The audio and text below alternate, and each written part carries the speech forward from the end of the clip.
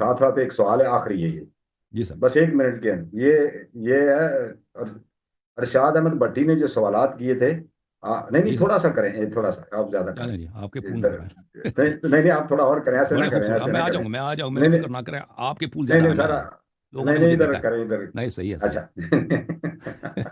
یہ کوئی نئی شادی کا چکر تو نہیں ہے.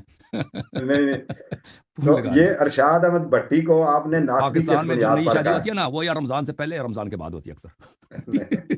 پول تو ہم نے لگا دی، کرسی بھی خوبصورت ہے. وہ یہ ارشاد احمد بھٹی کو آپ نے ناسبی کس بنیاد پر کیا ہے؟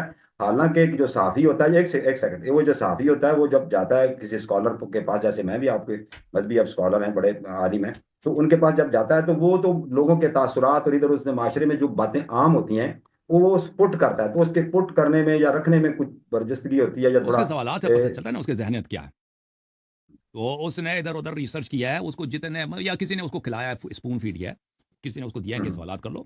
تو اس سوالات سے اچھا پتہ چل جاتا ہے کہ وہ دیکھیں، شہنشاہ نقوی صاحب ایسے عالم دین نہیں ہے کہ وہ عقیدتی مسائل پہ سوال جواب کریں، انٹرویو دیں.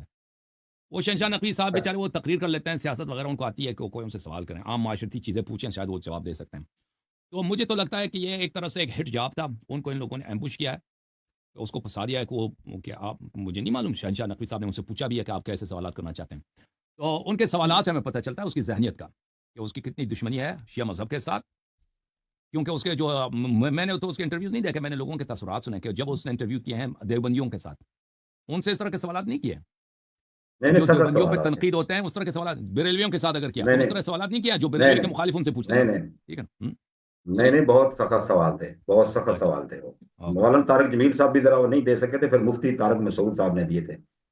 تو میں میں آپ کے ناظرین کا اور زوم والوں کا خیال کرتے ہوئے یہاں بس یہی ڈسکلیمرس ہے، یہ میں اجازت چاہوں گا. میں نے انتہائی ادب اور غیر جانبدار حیثیت سے میں شیخ صاحب کی اجازت سے یہاں میں نے سوال ان کے سامنے رکھے.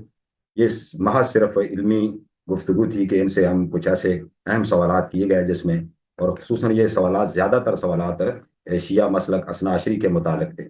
اس کے دوران انہوں نے کچھ حوالہ جات پیش کیے، کتب پیش کیا، احادیث پیش کیا اہل سنت والجماعت سے.